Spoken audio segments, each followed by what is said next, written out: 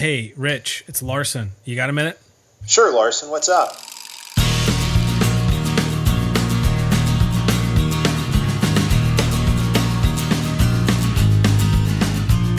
Hello and welcome to the Got a Minute podcast. This is Larson Hicks, and I'm here with my co-conspirator, Pastor Rich Lusk, down in Birmingham. What's up, Rich? How are you doing, sir? Doing great, Larson. Good to see you. It's been a minute. We've took a little break here while Rich was out gallivanting across the country and playing bishop or something. I don't know what you were doing. You were out there speaking at conferences and wheeling and dealing, just typical Rich Lusk stuff. Yeah, it was good. I went to Austin, Texas, and did a conference there with Michael Foster on dating and marriage. He did the dating part. I did the marriage part. I guess the title of the conference was Find a Spouse and Build a House. So he did the Find a Spouse part. I did the Build a House part. And had a great time in Austin, just seeing old friends and seeing Garrett Craw and seeing what they're doing with that church plant there. And then I went up to Seattle and did a conference for Dave Hatcher's church, the Series C church there in Seattle. And that was great. Spoke on the Psalms there. So that went really well. Came back just in time to go to our Presbyterian meeting in Nashville. So, but Larson, I'm glad to be back with you. It's good to see you again. Our adoring fans have been chomping at the bit for another episode. So I've had to satiate them with a bunch of just random videos that I've posted on my own channel just to try to keep the hordes, the teeming hordes at bay. I mean, there's dozens of them at least. I get it, Larson. Well, I'm excited about today's podcast. We've been talking about having Pastor Andrew Isker on for a minute here, and Andrew is a pastor of 4th Street. What's the name of the church? 4th Street. I almost said Presbyterian. I was like, wait a second. 4th Street Evangelical Church is the name. That's right. Okay, 4th Street Evangelical. They're formerly Wesleyan, currently non-denom, independent church, and Andrew and I knew each other back when you were in Moscow, Idaho, doing seminary, among other things. And I think we played a little bit of rugby together, at least pumpkin rugby. I don't know. Did you play with St. Andy's at all? No, I didn't. But I mean, I think I went to a few practices that all I had time for. But which was fun. Yeah. Nice. Well, it's good to see you, man. And you also have a pretty popular Twitter channel, right? Is it 8th Century Wood Chipper? Is that the name of your Twitter handle? Boniface Option is the handle. Yeah. At Boniface Option. Okay, so you're in it. I haven't outed you. That's like public knowledge. It is. That's it is. You. Yeah. Okay. Sweet. I've been following you there for a while. A lot of fun stuff. Great stuff. Enjoy what you're doing there. What Andrew? Anything else that we should mention that you're up to these days? Obviously, we brought you on because we want to talk about your book that you and Andrew Torba wrote on Christian Nationalism. But anything else you've got going on that we should tell folks about? Yeah. I'm finishing a book, a second draft. All of my edits for a book with Canon Press. So I have, So I have, and that's titled "The Boniface Option." Is the title for it, and that should be out at some point. I think in early 2023. It's my first. Okay. It's my first book that I've done with a publisher, and so I don't know how long this stuff takes. But longer than you think. Yeah. The one we do with Torba is he and I we put that thing together in a month, sent it to Amazon, and boom, there it went. And we didn't know all the ins and outs and all the the tiny little details that matter. Like, okay, how do you on their editing thing? Where do you put the margins? So that it doesn't push up against the spine. So I saw that Rich has the original. The OG Christian Nationalism book, and so he has to like rip the spine, rip the spine out to to read it. So that's gonna be worth a lot of money someday. It's like one of those stamps where like the airplane is upside down accidentally, or whatever. Anything worth doing is worth doing. That's right. Well, I mean, and the goal there, I mean, why we were in a rush or hurry is that it's a Yeah. it's a hot topic that we wanted to speak on, as you know, right away. We had plenty of stuff that we had to say and wanted to say and needed to say, and so we got it out there as quick as we could. We didn't want to go through the extensive, lengthy editing process that a normal book would take, which would be 6 to 9 months of going back and forth and back and forth. Well, there wasn't time for that. I mean, some of it is revolves around the election, that this was a big election issue that the media was making. Some of it was the fact that Torba's website Gab is being attacked constantly because of his support for Doug Mastriano in the Pennsylvania gubernatorial race, and so he wanted to defend himself, defend his website, but also just defend this vision for Christian politics, because Mastriano is a faithful Christian man and has very strong Christian faith and makes doesn't hide it whatsoever, and so that's one reason why they attack him and why they want to do anything they can to subvert the possibility that he might be the governor of a very important state, and so.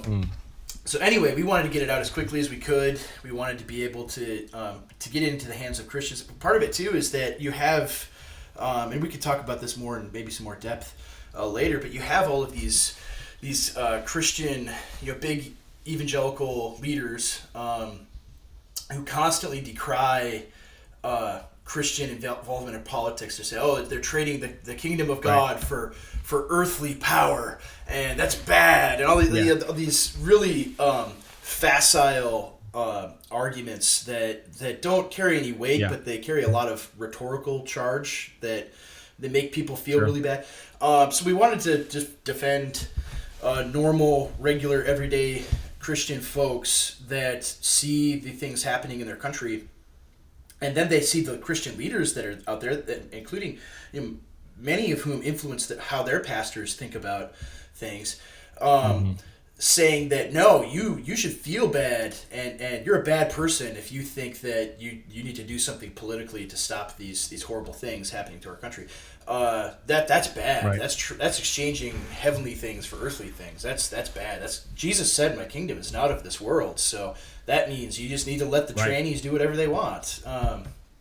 That's the bottom line. Yeah, totally. I think it'd be helpful. I know Rich and I both have a lot of questions to ask and details we want to get into, and there's so much to talk about on this topic. But I think it'd be helpful, maybe before we dive into the content, could you tell us a little bit more about your background and kind of where you grew up and the context you're in? Are you an elite kind of seminary guy, or what's your background like? Where are you writing from? Yeah. So I am not an elite. I'm not a blue blood. I'm not the son of a billionaire or even a multi-millionaire. My father was a truck driver and a mailman, and so I'm just a regular guy I'm ministering in my hometown of Waseca, Minnesota, and it's where I grew up and spent my childhood. And it's a small, rural, upper Midwestern town, and I think some of that, some of the, I don't know what to call it, anger or antipathy or whatever you would want to say for these elite figures, is because they really despise places like where I grew up and people like I grew up around. They really hate just middle America, I guess you could call it. They're embarrassed by us. They wish we didn't exist, and you can see it. It seeps out everything that they say and do. And so I remember, I've said this a few times to a few other people, but I remember, 2015, during the election season, it was kind of a pivotal time of change for me, because I remember thinking like, this Donald Trump guy is really amusing and funny, and this is very entertaining to watch, but I don't think I could actually like vote for this guy. And then Kevin Williamson in National Review wrote this column that said, because there were a lot of rural, Midwestern people, Pat Buchanan termed middle American radicals. These people, working class people that supported Trump. And so writes this column entitled, "The White Working Class Needs to Die," in National Review. Wow. I read that and I'm thinking, and I look over to my wife and I said, the next day we were in Missouri at the time, at a church there, and the next day was Super Tuesday, the big primary day, and that was when Missouri had their primary, and we had not intended, we're not even going to vote, and I said to my wife, I'm like, all right, now we're voting for Donald Trump, because like these people, they hate us, and I didn't care about the man himself. I cared about making these people bad and doing the opposite of what they wanted. And so, I mean, I think that drives some of, how I think, is that it became very clear in terms of, we have actual enemies, and we have friends and enemies, and the friend enemy distinction became very clear in a way that it had never been before. It always been kind of like, oh, these guys are Republicans and conservatives, they're on our side. And it's like, no, they are not at all in any way. The interest they have for us is our destruction. And they just said it. So I mean that. Yeah. So my background is that. I mean, I grew up here in southern Minnesota. I went to college here in southern Minnesota. I went out to Idaho for seminary in Moscow.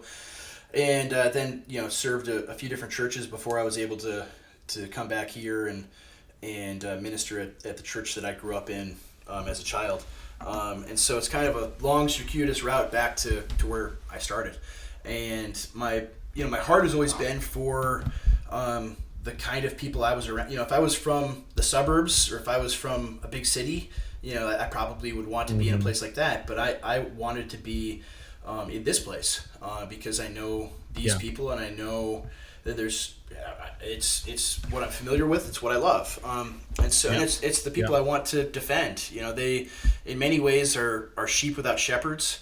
I mean, you see that, I'm sure you guys see that where you are as well, that I mean there are so many people that want the right things, but they have no one leading them or pointing them in the right direction at all, and they're just twisting in the wind. And so I came back here and I thought, well, it's a tiny town of less than 10,000 people. I'm never going to have a megachurch of 10,000 or more, probably. It'd be really cool if everyone in town came. But I don't want that. I want to lead my people and teach them and pour myself out to minister the gospel in this place. And so that's kind of my background and what led to to writing this book, and all the other things that I do, the things I write about, tweet about, and talk about, it's all kind of within that same vision. That's great, Andrew. One thing I appreciate about your book is that you can tell that it's written really for, I would just say kind of the ordinary, Christian in America to read. It's got some pretty, you might say, radical or challenging thoughts, based on what those, what kind of your typical American Christian probably thinks about American history and about eschatology and about the church and so forth. But I thought you did a really good job of making what you have to say accessible. I wanted to ask you this: what do you entitled your book "Christian Nationalism"? What's your understanding of the history of that term, and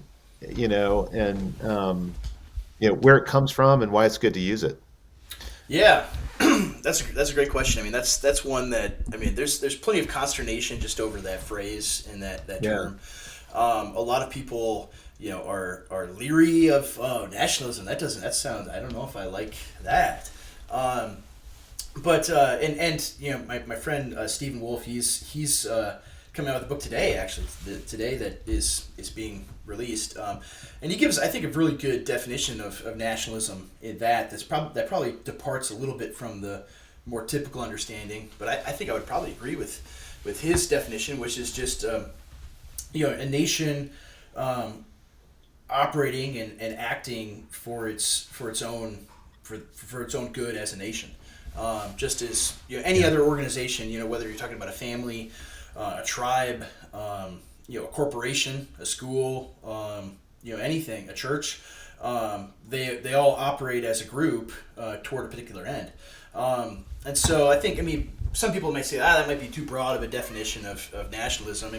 The 19th century nationalism is usually, I think, what people would immediately go to is like, all the wars and conflicts that arose out of that. But and some of it is like, well, it's a term that has a particular provenance. Of it. People will be like, it's from the Enlightenment. It's an Enlightenment term describing this idea of a nation. And how it operates and pursues those goals, but I think even before that you have examples of nations acting in their own interest, in the interest of what's best for the common good of their people, for all of human history, right? And so it's not just a 19th century thing, with 19th century nation states.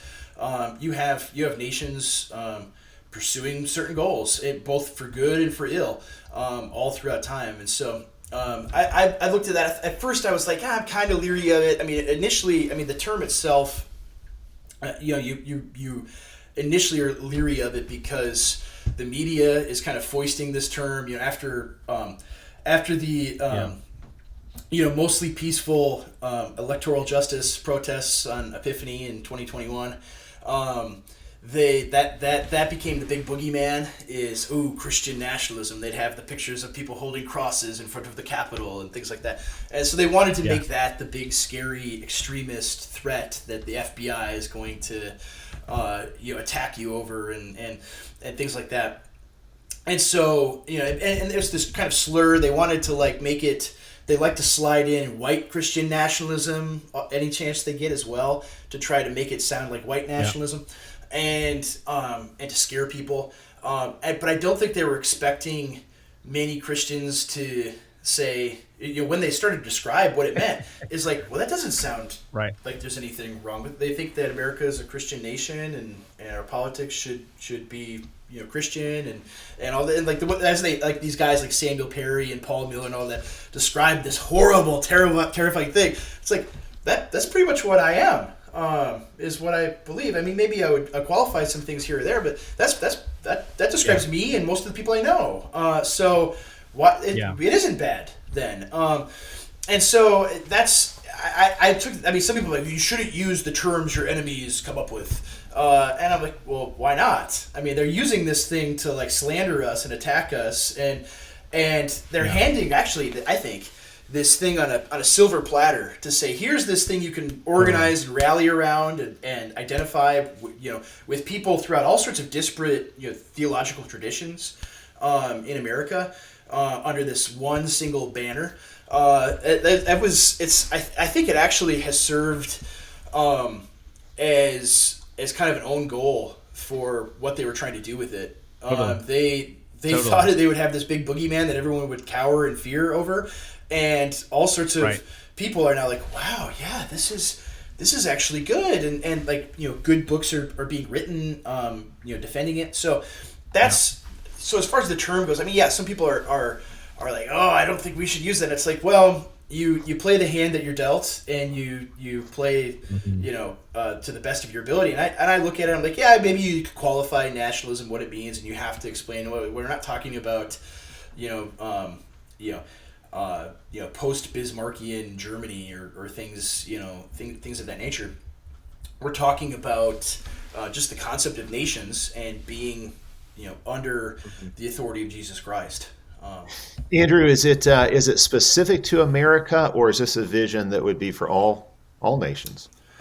No, it's not. I mean, we tried to. I mean, we're writing it. Obviously, we both wrote it as Americans, and we included American history in it, and we knew that most of our audience would be Americans. But it's a book that anyone in the world could read. The principles of what we describe, and we said in there that it's not just an American concept. It could be any country on earth, and it will be any country on earth. It'll take different forms. Each nation has a particular history and culture that we're not all just these tabula rasas that you just airdrop the Declaration of Independence onto, and then poof, Jeffersonian democracy. Right. That was tried actually in 2003 in Iraq, and it didn't really work. But I look at it and I think, well, if, using the example of like Iraq, say there's a huge revival and evangelization of that country, people converted from Islam to Christianity, and the church just swelled in size and became the majority in that country.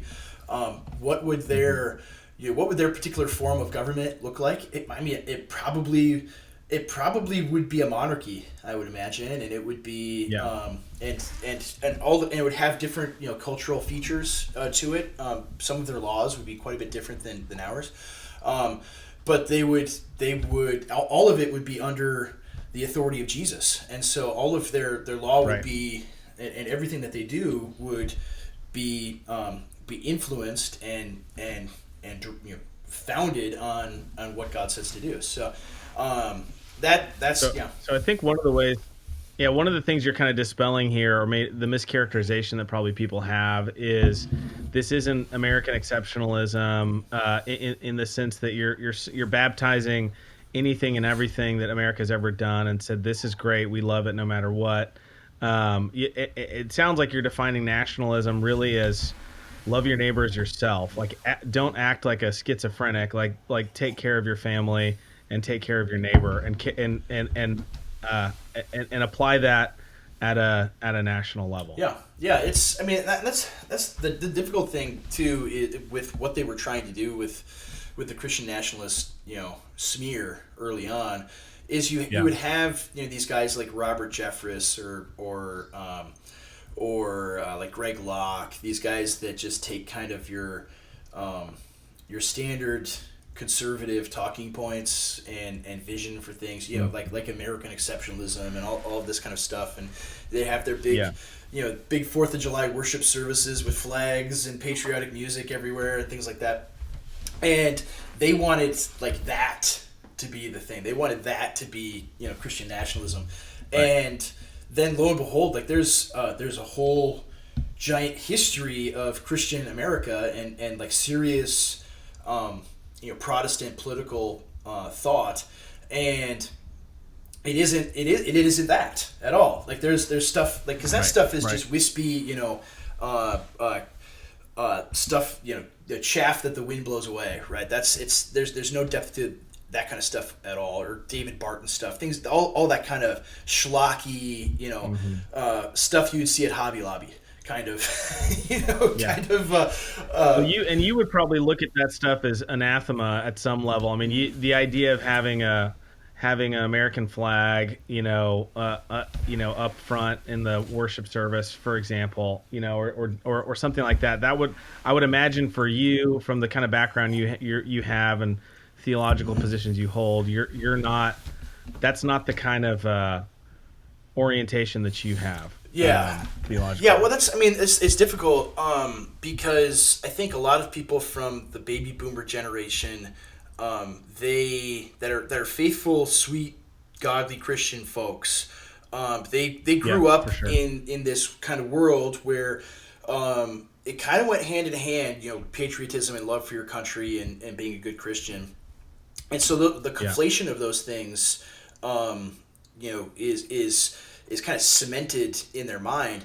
And so like when I came to our church, and you were talking about what music are we going to have the first Sunday in July, and I'm like, just whatever we were going to have next, and what do you mean, like, no, my country 'tis of thee, and no, none of this, none of these things. I'm like, Well, no, that's and I had to explain. I had to explain. I'm like, it's not that I don't love our country, and I'm thankful for America, and am you're the most patriotic person you could meet.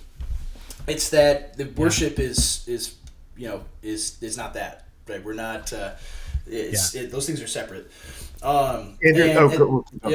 So it's a hard thing, and so I actually, I mean, like the flag in the sanctuary, I can't remember who wrote it. It was one of the Davenant guys, I think, maybe Miles Smith. He wrote a good article on having the history of having flags in the sanctuary, which actually persuaded me. It was like, because I had always been against it. I'd always been like, oh no, we can't do that. Okay. And then I read that, I'm like, that's actually a really good argument. So anyway, so I've been moved on that topic. But anyway, yeah. Sorry, I interrupted Rich there. No, I actually was going to mention that article too, because I remember coming across that article as well. It's pretty interesting. I don't know if I was persuaded by it, but it definitely, definitely gave a different perspective than kind of what I've been used to hearing. I want to go back to something you said earlier. You said the slander it's white Christian nationalism. Mm-hmm. What's your response to that? One thing that I think is starting to happen with these new discussions about nationalism is the whole question of what is the relationship of the nation to race, ethnicity, and there's all kinds of questions that come up there. What's your take on that? How do you push back against that particular accusation that this is white Christian nationalism? Yeah, I think, I mean, that's a good question. When I discuss it with people, I'll say, well, the United States isn't only white, and it hasn't been only white from the get-go. I mean, we've had Africans here alongside Europeans from the very earliest days. And so it isn't, I mean, the tradition and the legal tradition, the heritage, the history, all of these things is it's very clearly Anglo-Saxon legal, heritage and so forth. So you have that on the one hand, but and so people want to focus on that. Even I remember which congressman was it mentioned something about Anglo-Saxon legal tradition, and the press went nuts, like he's some kind of white supremacist, when he's just pointing out that no, this is where our laws came all from. this stuff has a history. Yeah, like it just didn't fall down from heaven. And they talked to him like he's I think it was the guy Gosar in Arizona, I think, said something like that, and they went insane over it. And it's like, well, don't you think like we can have non-Anglo people assimilated to this Anglo-Saxon culture, and it works fine.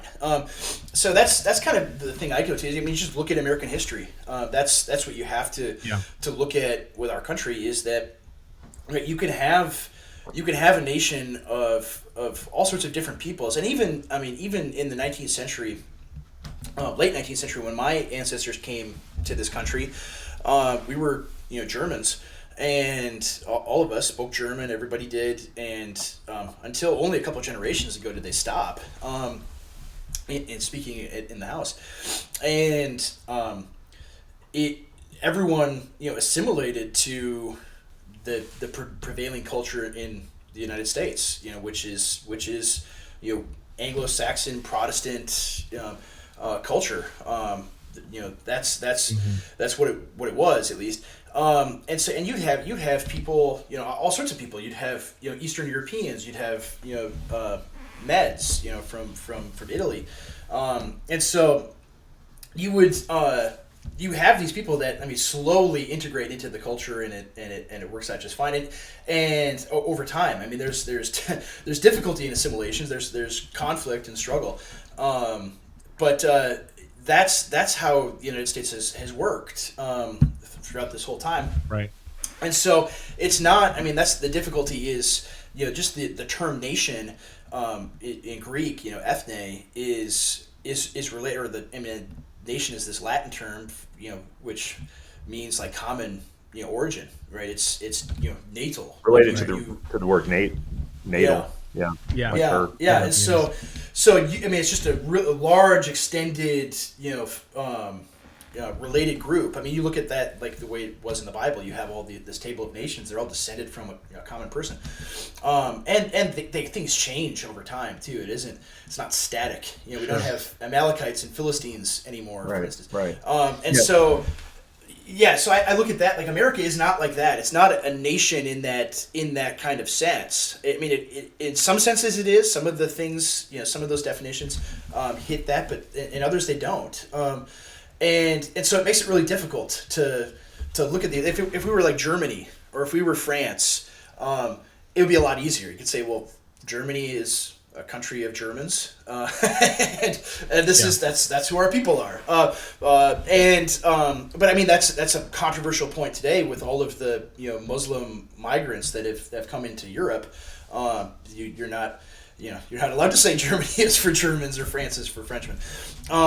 But America has always been it's been this the way I describe it and look at it is it's like a tree. My neighbor has this apple tree with like 30 different varieties of apple grafted into it, and it's still an apple tree, but it produces all these different kinds of apples, and they survive. The grafts survive. They took, and America in a lot of ways is like that. All these people grafted into this kind of Anglo-Saxon, Protestant culture, from disparate nations that they hail from. So America's weird. There's no way around that in terms of like history and the way our culture works and so forth. But it is it's still, and so that's where you get into like all the people that want to get into the racial stuff and the ethnic stuff. It's not as easy. It's not this binary simple thing where it's like, well, we're this country. Like, what is an American? It's somebody that holds to this. To this cult, like somebody that looks at American history and sees the Mayflower and sees the American founding and says that's my history, right? Those are my people, right? I'm proud of that. This is our heritage, right? And so, I mean, it's funny because people think like, oh, that's only white people that think that, that'd be some lib listening to that probably thinks I say that and they're like, oh, he's only talking about white people, but like my dad was in the Army and. His two best friends when he was in the Army were black guys, and they both had served as special forces in Vietnam, and these are guys that like they look at the Mayflower, they look at the Declaration of Independence, they look at our history, and they were not the kind of people that thought, oh, my ancestors were slaves at that time and that was all evil. These were guys that thought that's my country that I love. And it's given me so much opportunity, and I'm part of this. That's me. And so, like, I think of those guys when I think about that. Because I had the opportunity to meet them when I was young, and that I think like these are guys that bled for the U.S. And so it's like do they count? Of course they do. Well, I mean, I like, the very opening page in the forward of your book, it says that just as Christian faith is not limited to any race, ethnicity, or culture, neither is Christian nationalism. I did appreciate that because I do think that's a question that's come up is, I agree with people who have pointed out that nations can be hard to define, but a particular people living under a particular government in a particular place is one way to think about it. And in America, our nation as it exists does have a variety of different races, people from different backgrounds and whatnot. And the way we've made that work historically is that people were assimilated into a shared American culture that was largely shaped by the Christian faith. That's what made it work. Obviously, as that Christian consensus breaks down, it gets a lot harder to. What are we assimilating people into now? Do we even have a shared culture that we can assimilate people into? That's the nationalism part. When I've been asked, are you a Christian nationalist? And my typical response to that has been, well, let's make it multiple choice. Like, what are the options? Like Christian nationalism, pagan nationalism, and secular nationalism. Those are your choices. Yeah. Yes, I go with Christian nationalism. But because that kind of helps me understand what the person means when they ask that question. I think it can. And another question that might be asked is why Christian nationalism as opposed to Christian countyism or Christian neighborhoodism or even Christian globalism or Christian imperialism or Christian planetism. There's a lot of different sort of options that could be on the table there. Yeah. Well, we had a kind of Christian globalism or Christian imperialism in the 19th century, which was the British Empire. Right. That's what it was. Yeah. Is you have this Protestant world empire, and people want to say, oh, it was so terrible, the colonization's bad, but you have countries like Nigeria that are full of very conservative Anglicans, because for over 100 years they were a colony of Great Britain. And they brought, Anglican Protestantism there, and so that I think, a case. Could you make the case, for that, for that again, or something, similar to that? I think so. I think it's a question of context and where we're at in history.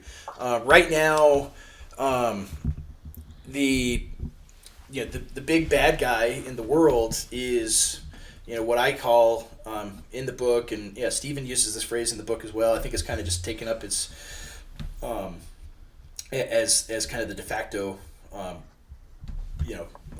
idea or definition of who the bad guy is the globalist American empire, right? The GIE, the gay, and it is dominating the planet everywhere.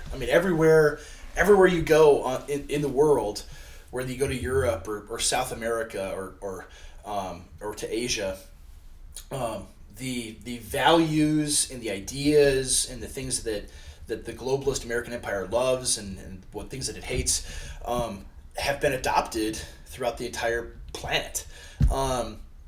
Through various means, through economic power, through military intervention or the threat of military intervention, through cultural power, right? Every big Hollywood movie that gets produced is watched across the globe, and so this is just even right now, like the conflict in Ukraine is, you look at it and the Vladimir Zelensky's trying to get $50 more billion from the Americans. So what does he do? Right, he unilaterally legalizes gay marriage in this very traditional Eastern European country. Right, that's the quid pro quo, is adopt gay cultural practices, and we will give you money, or we'll help you to fight this war.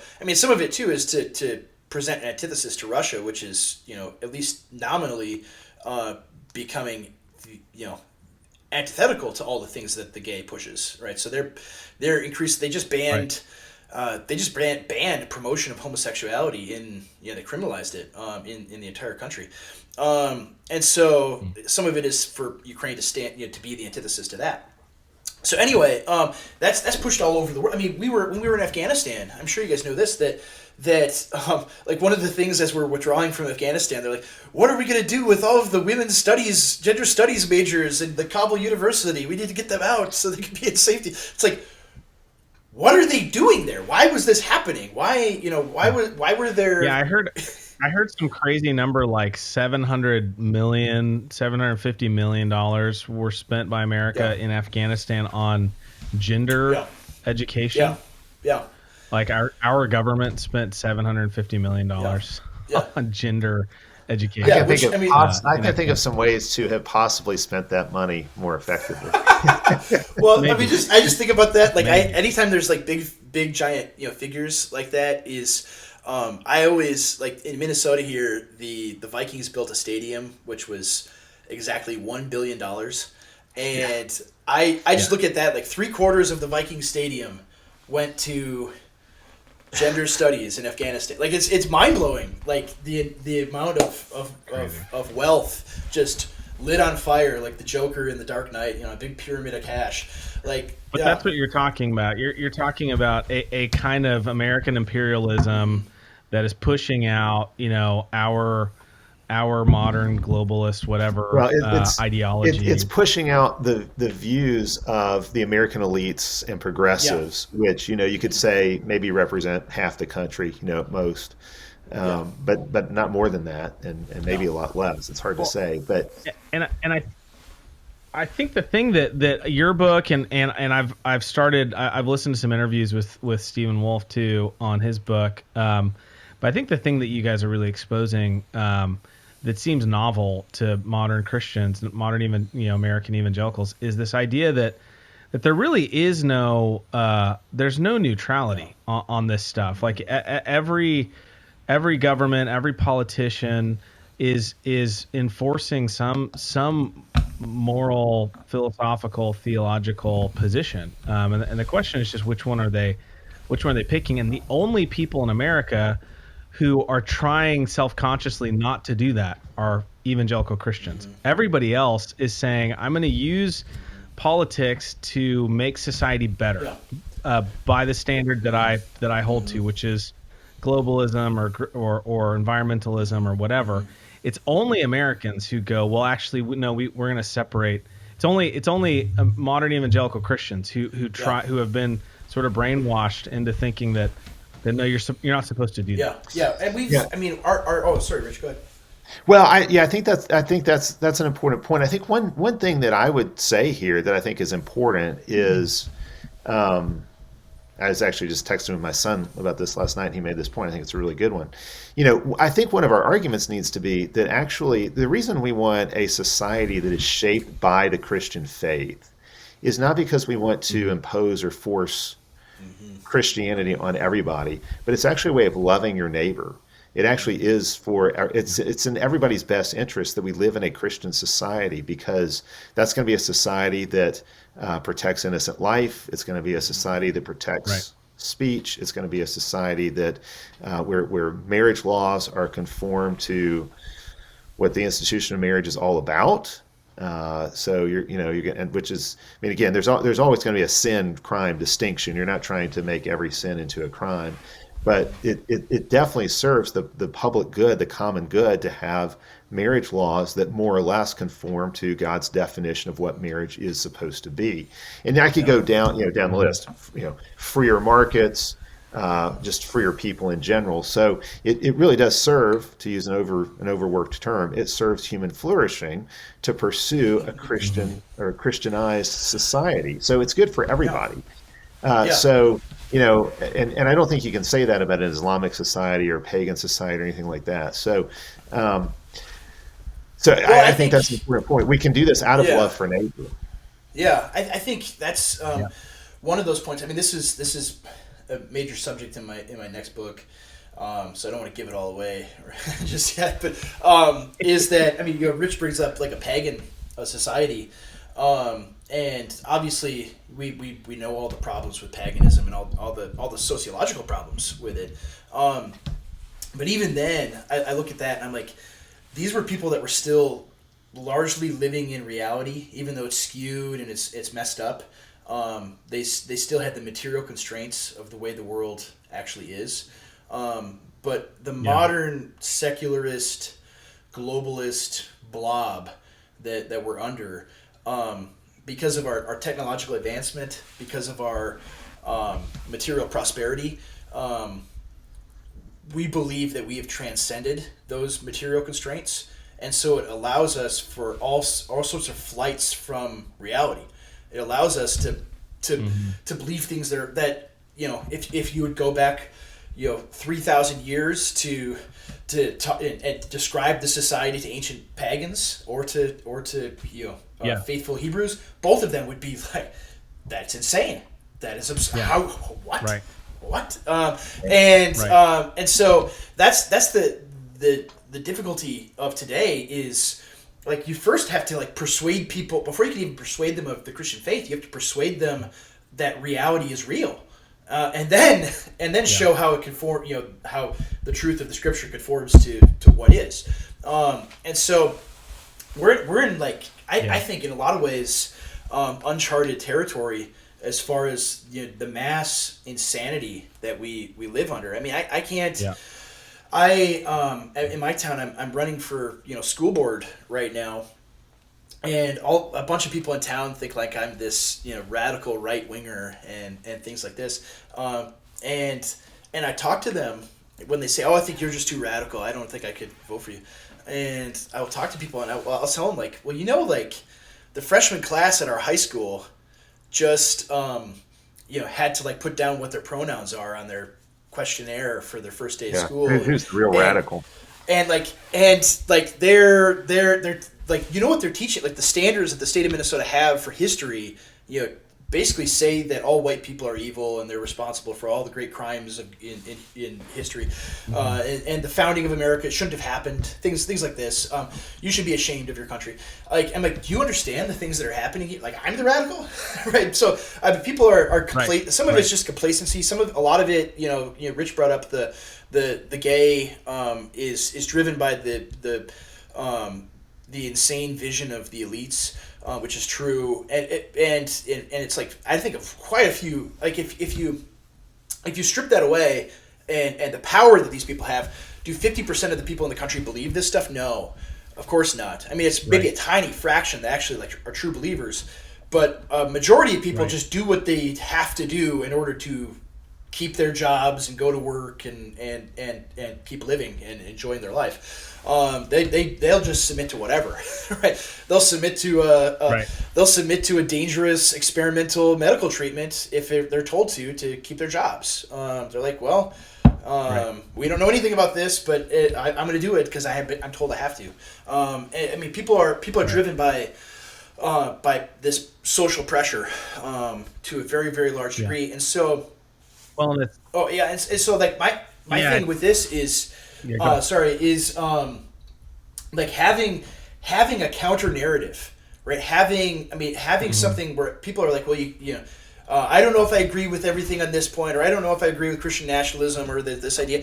It's something.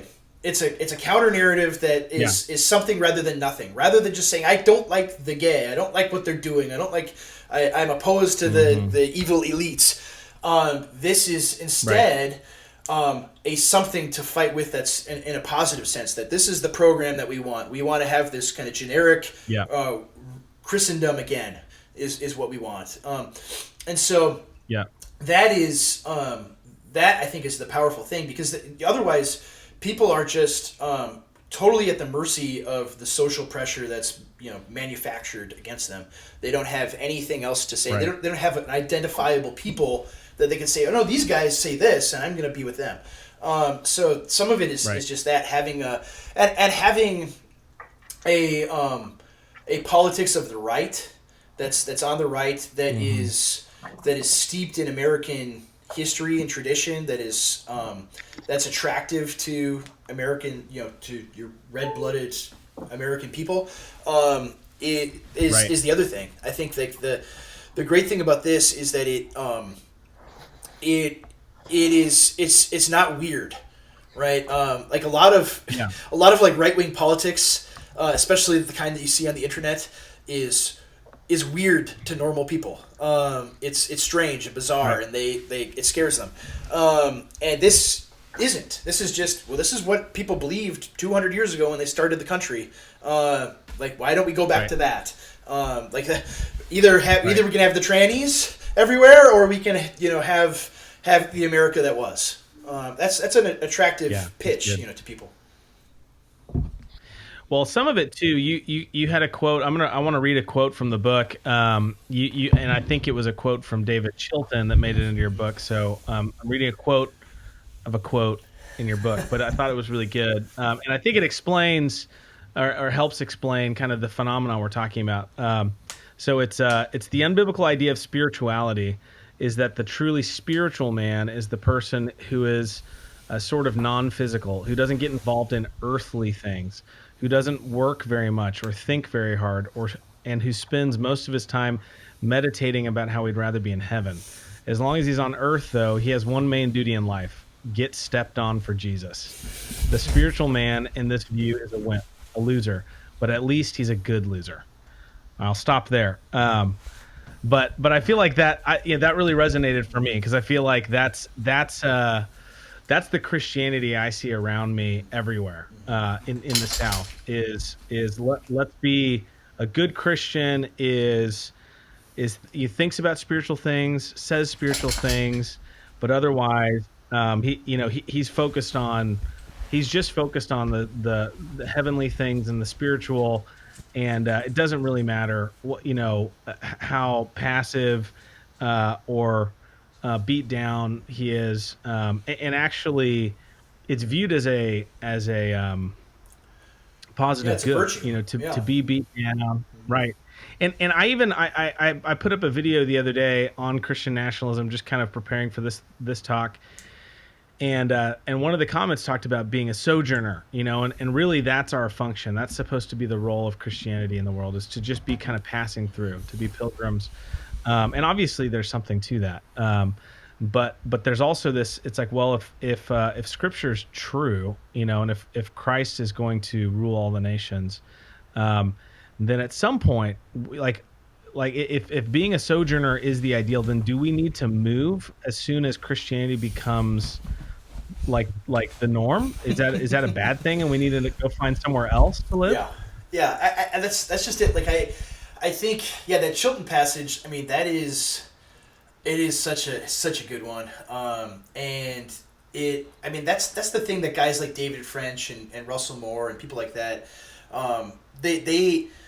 I almost said like that defines those guys, but really it defines the people that they exist to manipulate, right? So the people in the South, up in the upper Midwest too, we're full of these German and Scandinavian Lutherans that are very passive, very much, oh boy, I don't know if that's such a good idea, things, but then they go and vote for for Tim Walz and the Democrats, here anyway, and it's they go to their ELCA church with the lady pastor. They don't know any better. They just know I'm a nice guy and we're nice people. Don't you know? And like that's and down there it's the same way. It's very similar attitude that. This world is not our home. This world's not our home, so we're just passing through. And they get manipulated by these people that will quote John 19 and say my kingdom is not of this world. So and the question I always had for years when I was a younger Christian, when I was in college, and you'd have these kinds of discussions about politics and just the theological question of, well, if this world's not our home and we're supposed to just wait here until we die, and maybe do some Christian stuff like share the gospel and things like that, and just generally be nice and good, is that all we're supposed to do? Or is that all we're here for? Why doesn't the second we believe in Jesus, why doesn't he just kill us and then we go to heaven, right? I had friends too that like that's how they thought. They're like, I just want to go be a missionary and go be a martyr and go die now so I can go to heaven sooner. And this attitude that people had, and it's like you read the Bible, right? And it's not like that at all. It's like, no, there's a whole mission on this world, and Jesus is sending his disciples into the world to Christianize the world. Paul talks about having the Gentiles, the nations, obey the gospel, which is like, that passage, that's like, whoa, that messes people up, just the statement itself. And like I would talk to people that's like, there's more to it than this. There's stuff we have to do, and having a Christian nation, having cultural Christianity surround us is a really good thing. I remember when the debate between Doug Wilson and Christopher Hitchens, that video came out, and I watched that, and I remember, this is, I was still pretty young, I was still in college, and he says that they're riding in a car somewhere to debate or whatever, and they're contrasting Hitchens' upbringing and Doug's, and they both grew up in a Christian society, and they ask Doug, well, why are you a Christian? And here's this apologist. You're expecting him to give some argument, some just silver bullet argument of why you should be a Christian, and his answer was, well, because my parents were, and because my parents were, and I'm thinking like, that's true. And so having a Christian society, a Christian nation, where Christian things pervade everything, is like that. Is like having Oh, my parents were Christians, right? I grew up. I mean, if I asked my great grandfather, "Why are you a Christian?" Right? If I had a time machine, was able to Right. go back, what would his answer be? In German, it would be, Right. well, because everybody is. Why wouldn't I be? You Right. know, Well, it's the I've been talking a lot about this at home with my family. It's the Enlightenment has done such a number on Christianity, and it's old. Not it's a kind of a form of Gnosticism, but it's this like idea that we want everybody. When you say why do you do this or that, we want everybody to be able to give a intellectually, philosophically precise answer. And the best answer is because you just don't do that, or because that's how you should. That's how I was raised to be. That's the right thing to do. What that is, is that when Paul talks about I listened to Josh Gibbs's Proverbial podcast. I think it's really good. He's got a lot of good stuff to say there, and he had one recently about when Paul says, I do what I don't do what I want to do, and I do what I hate. What I do I hate, right? And he's basically saying knowledge is a really weak motivator. Like knowledge, like just knowing what is right is very, very weak. There's a lot. Even the demons know what is right. It do being able to act righteously and virtuously is going to take more than knowledge. It's going to take love, and it's going to take this kind of craving or this kind of desire that comes from a deeper place. So I've been saying for years that I think we've been sold a bill of good with respect to worldview, Yeah. as some sort of savior. That worldview is a thing, and it's not that it's not a thing that doesn't matter, but it's not going to save society. It's going to be culture, tradition, history, community, those kinds of things. yeah, yeah. Yeah, that's all really interesting. It is. I have read some of these attacks on the Bible Belt and that kind of thing, and how it's great that the Bible Belt is dying out and that kind of thing. And I mean, in a way, I get it because I've lived here long enough to see. Yeah, there are all kinds of problems with the Bible Belt, no doubt about it.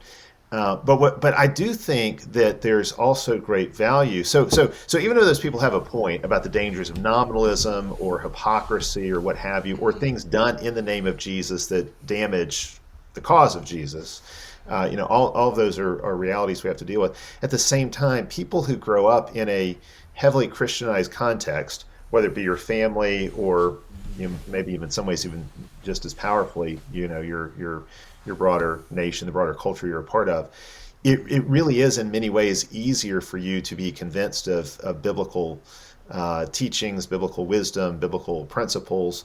If you're not genuinely converted, I think in a lot of ways it's easier for you to be converted because what Francis Schaeffer called pre-evangelism has already been done for you. Yeah. You Yeah. already have contact with reality. Andrew, going back to the distinction you were making, we live in a society in which a lot of people are just completely out of touch with reality. And so every now and then we come across a non-Christian, like say a Jordan Peterson or somebody like that, who does seem to be in touch with at least certain aspects of reality. And we're so thankful because it's like, well, at least not everybody has gone insane out there. So it's one of those things that I think that it's like you won't know what you had until it's gone. And I think there's a real danger in that. Hey, Andrew, I want to one other question that I think is related to all of this. Your book is called Christian Nationalism.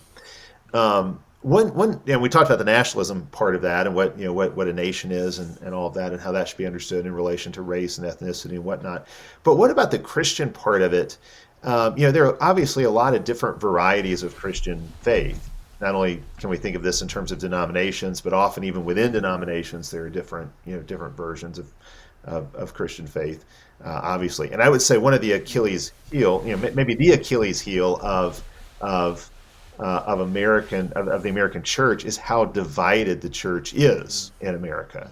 We have divided the church in a way that was just not even thinkable in previous eras of history. Yeah. But does it matter to your project which version of the Christian faith we have? Can your vision of Christian nationalism work with Baptists, Roman Catholics, Presbyterians, whatever. Does that how does that fit into it? Yeah, I think it does matter quite a bit, because especially because each of the various traditions have a different political theology. So I mean, you bring up Baptists, for instance. There are a lot. I mean, there's a ton of debate among Baptists whether they can even have a Baptist Christian nation, whether Baptist theology allows that. I mean, I think it does. I think I've had my friend William Wolfe. He's done a lot of writing and historical research on historical Baptist theology and makes a case for it. But there's a lot that of Baptists who would disagree, would say that no, they're having any semblance of establishment is totally antithetical to Baptist theology. And of course, in a majority Catholic country, having a Christian nation, having a Catholic Christian nation certainly is quite a bit different than a Protestant one as well. But I think, the American church, the interesting thing about that, because I've studied this stuff and done a lot of thinking about American history and American religious history and what it all means. A lot of it, denominations in general, largely, at least initially in American history, all the various denominations were kind of a theological subset of the various ethnicities. I mean, we talked about how America is this weird hodgepodge of various ethnicities, and that works its way out in the denominational distinctions as well. I mean, you have Scots Irish, coming from Scotland and bringing Presbyterianism here. You have English with Anglicanism, and then the various breakdowns of with dissenters, Puritans in New England. You have the Dutch that came over and brought Reformed churches to New York. And so you have, and then in Pennsylvania you have Quakers. Another group. And so a lot of the religious distinctions were primarily along ethnic lines. But then you get to the 19th and 20th century in America, and by the 20th century, the main established churches begin falling into apostasy. And these, I think we don't give enough attention to the fact that these were, you look at the decline of the United States since the beginning of the 20th century, when you had a Presbyterian church and you had an Episcopal church that were still Christian, and these founded the bedrock of the country, there was a tremendous amount of cultural, political, religious power that flowed out of these places, and as they apostatized, the rest of the country did too.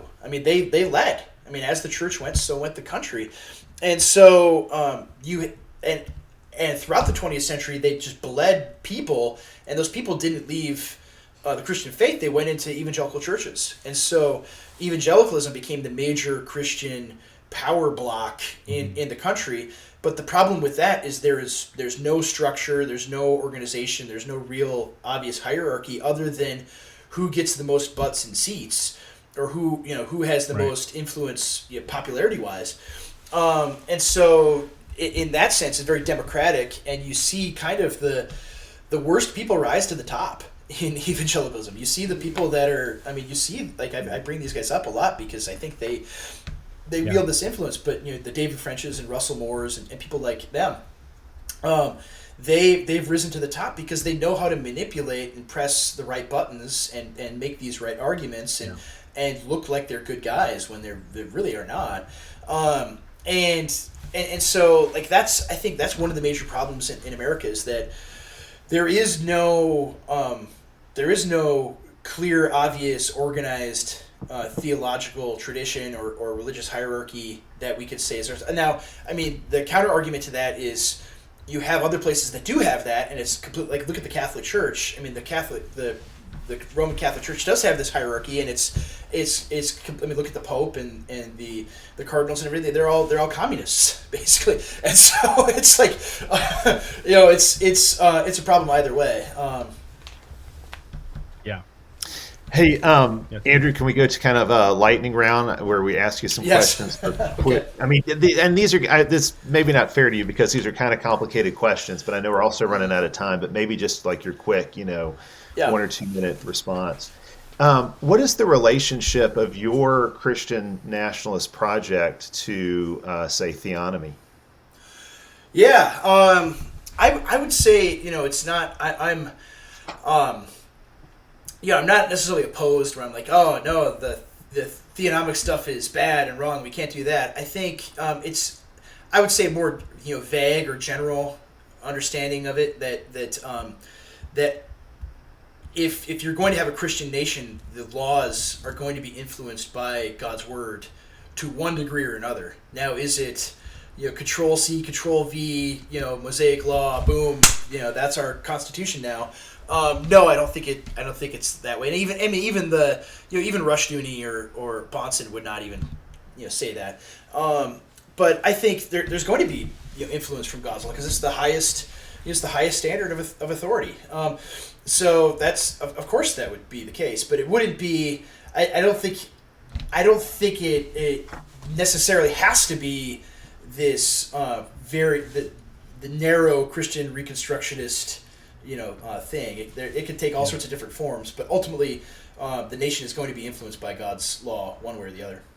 How does what you're developing relate to what's typically been called classical liberalism? We think of classical liberalism as kind of the American founding, is kind of the epitome of classical liberalism, and obviously you do appeal to the American founding in various ways in your book, and the fact that of course there's tension between classical liberalism and the American founding because the American founding states had established churches, which would not typically be a feature of classical liberalism. So it does call that into question. But today you've got this whole post-liberal movement, which is, post-liberalism can go a lot of different directions. But people like Patrick Deneen or there's some other figures that are I mean, even Theopolis, I think it would very much be considered post-liberal in terms of what they're seeking to do because they see all kinds of problems with classical liberalism.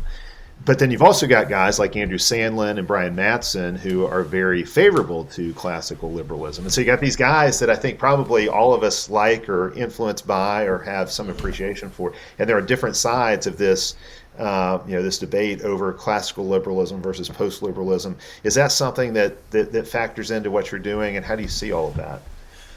Yeah, to a certain extent. I mean, we don't really get into those details, especially because we wanted it to be, very accessible book. But in terms of my thinking, I look at it. I think that just the concept of liberalism in general. Deneen, like you mentioned, Deneen's book. It's fracturing. It's breaking up. That the center is not able to hold. That maybe you could have a classical liberalism when you still had a Christendom, right? Being the thing that cohered everything together. But it without that, it's going to fall apart. I think and that's so, right. And so I look back. I mean, so in some ways, we're kind of in this sort of dark age where the empire has fallen and there's just all various factions grasping for power and trying to fill the vacuum. I think that's kind of the situation we're in, even though we're in one sense we're ruled over by this incredibly powerful, almost anti-Christian, by definition, empire. And so, but nevertheless, I think that the way things have gone, that the classical liberalism is for both left and right, it has passed us by. It's not here anymore. And so to trot out the Constitution and Declaration of Independence and my religious freedom, arguments, when you're going up against somebody who doesn't believe in that stuff anymore, doesn't work. Right? It doesn't work. I mean, I think we can appeal to the American tradition, the tradition of American founding, the heritage that we have. But you have a pre-liberal political order in as part of our tradition as well. And so I try to stress that as well in the last chapter of the book. Is there's we could stand firmly in that without having to say, all right, we're going to do everything that James Madison ever said because that he is our prophet of the American project. No, I don't think that works. And especially because I know this is more than 2 minutes, but I think that in order to at a certain point there's going to need to be, and Wolf actually kind of gets into this in his book. There's going to be the need for a powerful leader to defend his people. Like right now, that might be happening in Brazil. I don't know if you guys are paying attention to what's taking place in Brazil, but they had an even more ridiculously fraudulent election where the Supreme Court took this guy who had been convicted of all sorts of corruption and bribery and all sorts of things. This sounds very similar to our situation. The Supreme Court says, nope, he's out of jail. He can run for president. And then like all sorts of crazy stuff happens in the voting. And anyway, this guy wins by a very small margin yesterday. And the country is about to go into a civil war in Brazil. And it might be that Jair Bolsonaro becomes a Caesar and takes over and says, no, we're getting rid of the communists in our country and all of that. Now, that might be a thing that happens in the future. I actually wrote for Theopolis a couple weeks ago about Jeff Meyer's book, very, very good commentary on the Epistle of James. And I basically said, I mean, this is basically what I said is like, as things get worse, right, the demand for a great leader to come rescue us, a Caesar to save us, is going to be there, and we will either be restrained as Christians, and it will be, if this coming reaction happens, we'll either be restrained and not bloodthirsty and murderous people, and restrained by God and faithfulness to Him, or it will be just a total pagan bloodletting. And like that's part of what the Book of James teaches, is to not become these murderous reactionaries. So anyway, like all of that is to say, I think like whether we want, I mean, even if I were up here saying, oh, I love classical liberalism, it's the greatest thing ever, we should have Jeffersonian democracies all over the world, like that's just not the reality. That's not gonna, that's passing, it's over, I think. Yeah, I think you're right about that. Classical liberalism kind of had its moment. I think the thing about and there's much about classical liberalism that I appreciate and would want to preserve into our post-liberal future. But classical liberalism did presuppose some kind of Christian cultural consensus, and it so it depends upon that, and it only works if you have that kind of Christian consensus.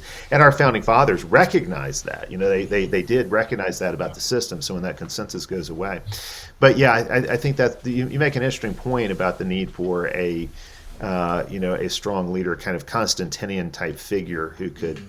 That's an interesting thought. What about a test case? What happens with homosexuals in a Christian nationalist social order?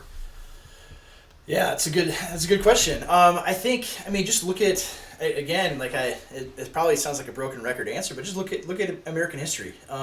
We had laws for lewdness and we criminalized all sorts of behavior. To the extent that at the very least this stuff was not out in public, right? This was not an openly celebrated thing. We know all the arguments why it's not good for a society, and all sorts of things have fallen apart because of our acceptance of it. People would be like, or if you have a Christian nation, is it going to be this theonomic thing where you're every day taking homosexuals to the firing squads and things like that? It's like, well, no, I don't think you have to do that. I do think a Christian nation would penalize things that are harmful to people, and it's not just harmful to society. It's also harmful to those men and women as well. It's not good for them or for the common good. And so you would have to. I think you could bring it back to just saying you can't do that in public, right? Take down those rainbow flags, things like that. You could be softer and gentler, and only put people in jail for a few days. So no Pride Month in in the Christian nationalist. No, that would. Well, I love That'd be gone. loved in the piece. What about piece it what would you say but- is the more foundational institution in terms of bringing about the kind of changes you would like to see? Is it the family or is it the church? Well, I mean, I don't know if I would want to like place a dichotomy between those two and say, well, we gotta have this one and we can do without the other. I don't think you can necessarily do that. I think you have to have families, and you have to have the church. You can't say, oh, if we just because you see this the religious right in the 80s and 90s. It was like, focus on the family. Let's just restore the family. And it's like, well, and the church just withered throughout that, and so you got to have both, right? And you can't just say, oh, we're going to restore the church and that's going to be the thing, and then you have all of this cultural mess that's everywhere. I mean, and just from the legal perspective, the laws of how custody works and how marriage, how the divorce law, all these things. No, like that has to be a simultaneous thing where we change these laws. One of the more disappointing and dismaying things from the last year didn't get a lot of press. Aaron Wren talked about this, but DeSantis vetoed. The legislature of Florida passed a bill that required, as the baseline for custody disputes, 50-50 custody between father and mother, and he vetoed it. Yeah, I saw that. He vetoed it. It's like, yeah, what in the world? And so much as I like anyway, DeSantis, that was a disappointment. It was incredibly disappointing. Yeah. And so it's like, and I think those things are as fundamental to what needs to happen as anything regarding homosexuality or anything else, is just restoring. They affect a lot more people. Actual marriage, and families. I mean, just think of all the little kids that grow up without a father who wants to be there, and their father's robbed from them because of a totally insane feminized court system. And so, anyway, I think that those things have to be restored, but also the church has to be built back up. And so, what means does this take? I mean, I know you guys have probably, I know Rich for sure. I've listened to like Rich Bledsoe and the things he said about Boulder. That's been very influential to me. Just his. And 20 years ago, these talks he would give about how denominations are not really going to be a thing anymore, and it's going to be local ministry, and I mean he basically showed how this thing Foster talks about, the great ecclesiastical reset, how that's happening. I mean, really, honestly, I think we are going through something like the Reformation in terms of the scope and magnitude of it right now. I mean, I have conservative, very very conservative people from all of Christendom there in my own town and online that are tight with me, and it could be Catholic, they could be traditionalist Catholics, it could be it's Lutherans, it's evangelicals, it's Baptists, it's Reformed guys, and so I have all those guys. They're like, these are my guys, these are my people, and on the other side is, in all of those parts of Christendom, are libs who are like, oh no, gay, gay is fine, and we need and Trump is evil and all this kind of stuff, and it's like this dividing line, and people want to act like, I mean, David French had a tweet today about how it's like politics, if you're dividing over politics, that's bad, and it's like, no, I think it's actually good. It's very good, because like you're seeing these people will believe anything that they're told to, and they'll wear your tradition as a skin suit, whereas the people that actually believe their faith and believe the Bible and hold to it no matter what, are kind of these brothers in arms in this way. So it's like when Rich Bledsoe talks about all the pastors in this very liberal town, how they're like these buddies in the foxhole. It's very true. It's very true. So I think I think that's the kind of stuff that's happening. And how does it work out in terms of institutions and things like that? I don't know. I mean, I think things will be localized. Maybe I don't know what will necessarily shake out from all of this, but it's very clear that things are happening and being torn apart in ways they're not going to be put back together. So Well, and it makes me think too of, Michael Foster Church in Ohio has done the County Before Country conference. Or one thing we've got here in Alabama, we've got 1819 News, which is great because basically they say, look, what happens in, say, Washington, D.C., or, that's kind of out of reach. We may not be able to do a whole lot about that, but we can do something about our own state. So and local politics, state politics so often gets completely overlooked because everybody watches the 24/7 cable news channels that are only going to talk about what's happening in DC and other places far away from here that we can do nothing about. So 1819 News, it's called 1819 because that's the year of Alabama's statehood, but it's called 1819. It's 1819 News. It's focused on what's going on in our state, helping to mobilize Christians to think about, okay, how can we're supposed to disciple the nations. What would it mean for us to disciple our state? What if we start there? What would that look like? We need an 1858 News here in Minnesota. There you go. So you do. And I can set you up with the people who can help make that happen. Yeah, I know some of the guys from 1819. So one last question for you. Somebody asked me this the other day, and I'll tell you what I said after I hear your answer. But let's say that you could snap your fingers and change one thing about America right this moment. And it can't be something like, you snap your fingers and everybody bows the knee to Jesus right away. But just one thing, if you could just change one thing, what would it be? Oh, man. How much time do I have to think about this? You got 10 seconds. 10 seconds. I think I would change maybe this is too broad or too magical. But I would change the conditions that require both parents to work, right? Or at least the cultural expectation of both parents working. I would change the conditions so that we can have households again. I think that would materially change a lot of. I mean, just look at politics in general, the breakdown. Like you sometimes see these like electoral maps where it's like, all right, here's if only women voted, and it's like all blue. But then it's like here's only if mothers voted, and it's like boom, all red. And so and that's one of the biggest factors in determining politics and things that change. And even like right now, there's a huge swing, and I think it's because they're really pushing.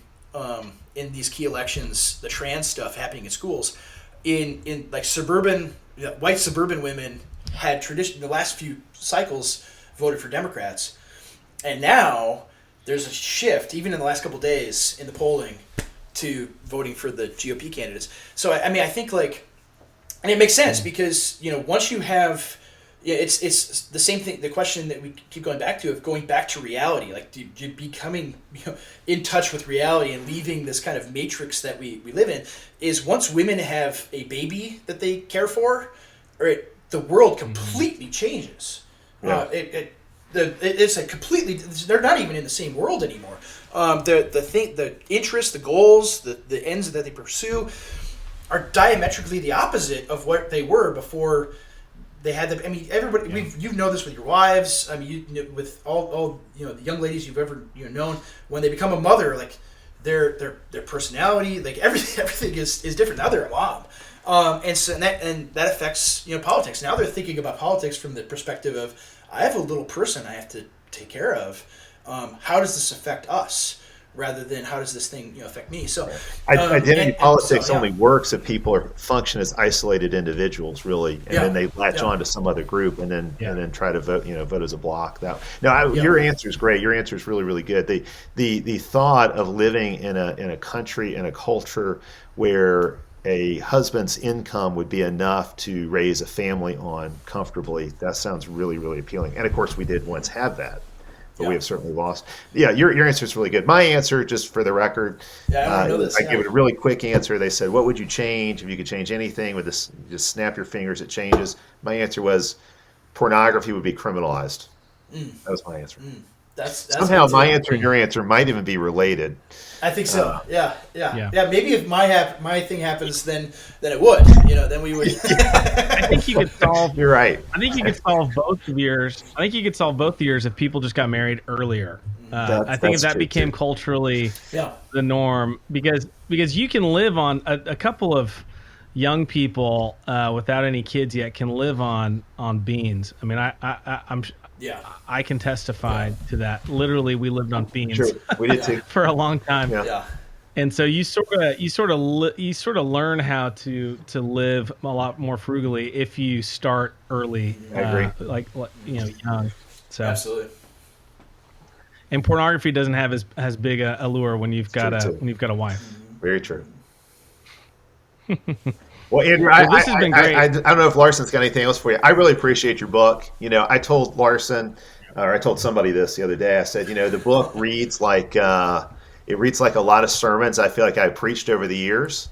Yeah. It's a lot of good, solid post-millennial political theology put in this way that is aimed at inspiring people to see the world differently and especially to act in the world differently. And I think that's what we need. So I hope your work catches on, and it's something I'm supportive of. I think that you navigated the most the biggest challenges that come against Christian nationalism from the culture, like it's racism or you're a threat to democracy or whatever the charge might be. Which that threat to democracy one always gets me, because it's like we're not a democracy. We weren't created to be a democracy. Nations never been a democracy. The founding fathers hated democracy. So, Yeah. but it's a a lot religious of those thing. Yeah. things you navigate really, really well. So I appreciate that. Yeah. Oh, thank you. Thank you. Awesome. Well, I don't have anything to add. I mean, I feel like we could have another hour or two long conversation. So I'll just say that. But when's the Boniface option come out? Well, sometime in 2023. I've got to get that second draft to them and continue moving the ball along the very slow road to publishing. And Andrew, is that book with Canon? Is that right? It is. Yeah, with Canon. Yep. Very good. And so, yeah, I'm real excited about that. I put a lot of work into it, and it's really it's an explanation of this theme of that we've been talking about. Is the world that we live in is a complete departure, not just from the Christian faith, but from reality as a whole. And how should Christians live in that world? What should we be doing? How should we be thinking? How should we be acting? What things should we be doing, personally and corporately, to combat it, to fight back? Well, when the book is out and Larson and I have had a chance to read it, we'll get you on here so we can talk about that. Wonderful. Totally. Well, thank you, sirs, I should say, and thank you to those of you who are tuned in for tuning into the God a Minute podcast. It's been a great time with Andrew. Andrew, where do people find you if they want to follow you? Your book is called Christian Nationalism. It is, yeah. It's easiest to buy on Amazon. On Twitter at Boniface Option. Same handle for Gab. I post both places quite a bit. And I write for Gab News, pretty regularly as well. So that's just news.gab.com. So you'll see stuff there. I have a review of Stephen Wolf's book coming out today, both his book and my review. So nice. There's a lot of there's a lot there where it's like, oh man, I told him, I'm like, I told Stephen, I'm like, hey, is it okay if I just take all the best parts and put them in this review? Kind of like I don't want it to be like a movie trailer where it's like you feel like you watched the whole movie already, but I'm like, well, it's a 400-page long book, and I'm yeah. I think it'll be okay. Andrew, where is your review going to be published? At Gab News, so news.gab.com. Wonderful. Yep. Good deal. Awesome. Well, thank you guys. Well, thanks guys. It's been great conversation, and look forward to having you back, Andrew, when Boniface Option's out. And thanks for tuning in. We'll talk to you guys next time. All right. Thanks, Larson. Thanks, Andrew. Yeah. Thanks, guys.